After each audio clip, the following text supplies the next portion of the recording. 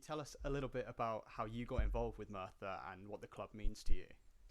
I'm 32 this year, so I got involved when I was 16, 17.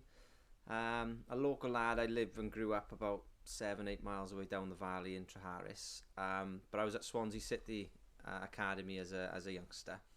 Got released then at 16, didn't quite make it into YTS, and sort of went into football limbo. I didn't know what to do. I lost a bit of faith with the game. Didn't really because I was so disappointed not to get that scholarship. But literally played Parks football for one season with my uncle's team at 16, and then joined Merthyr Tydfil Youth at the time it was then, at 16, 17.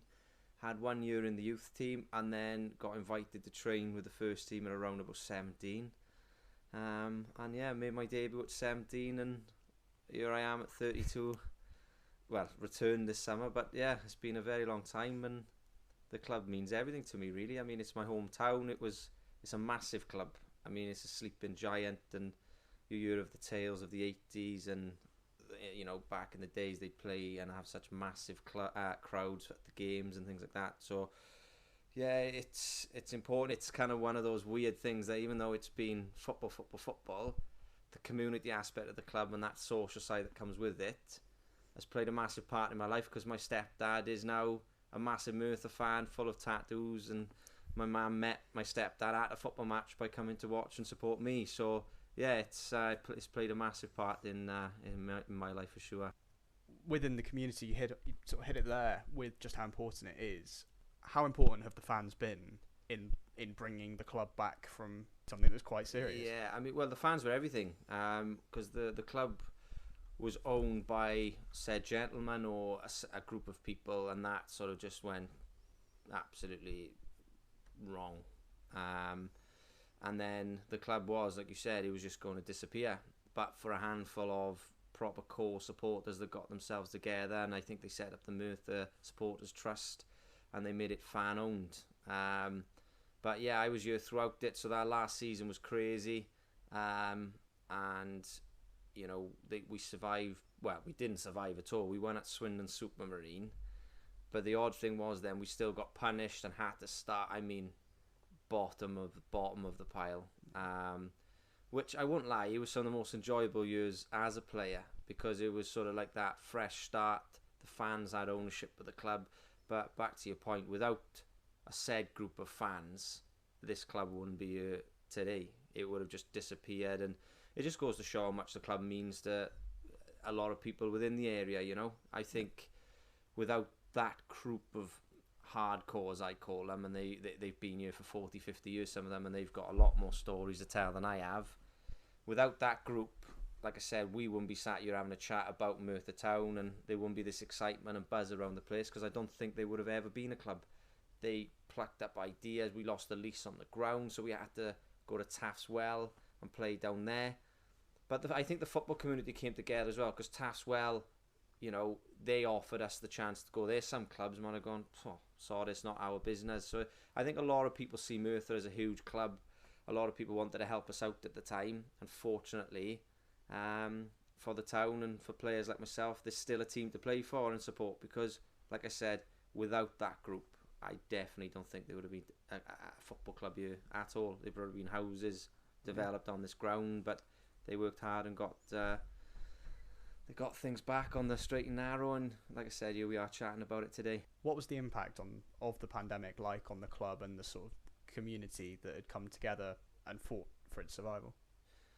I think it was the same for probably most clubs up and down the country, really. It was just like a knife to the stomach, It came out of nowhere, this be fair.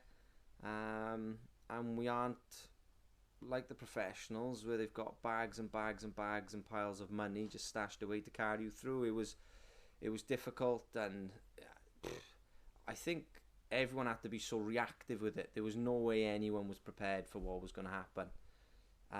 I'll be honest with you, I was playing at another football club when the lockdown happened, but yet always remained a massive supporter of the club, because it's my hometown team. And I remember it was all this discussion, especially at the start of last year, where the club were going to pull out and not start the season. And I'll be honest with you, I was quite critical of it. I was thinking, they can't make a decision like that without consulting the fans, blah blah blah, because I'm quite passionate about being a fan. But in hindsight, those people that made that quick decision to almost mothball, I think was the term, wasn't it? Yeah.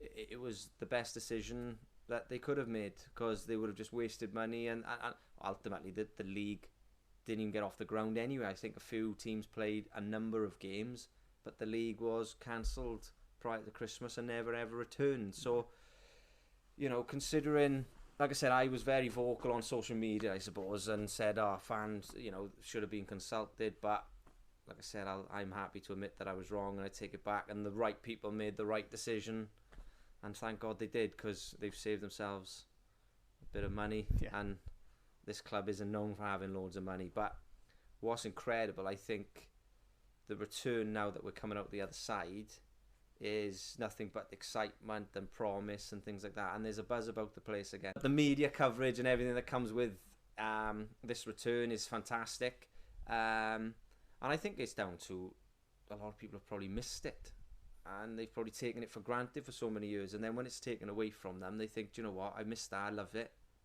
I want to get back up, I want to make a difference, I want to get back involved, however small or big that contribution is. And I think there's a real buzz and energy around the place that's that it hasn't been this sort of buzz and excitement probably since the club survived and we started that season from fresh, you know, as a brand new team.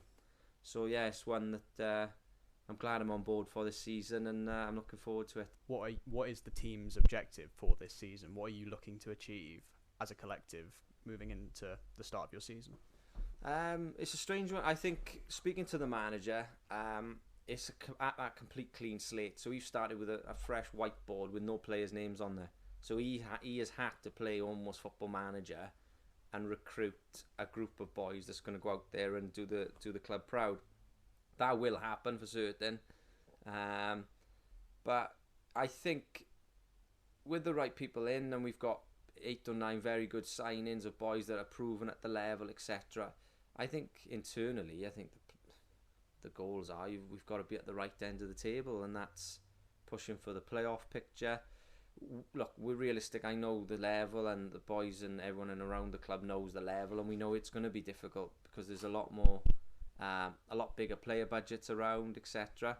But we're all excited. It's a fresh challenge, and we're ready to give it a good go. Ultimately, Dean's going to want to put a team on the pitch that the town and the supporters are proud of and they want to get behind, and that's down to myself and the boys that come Saturday or Tuesday evening or whenever we play, that we put performances in that everyone is proud of, like, you know.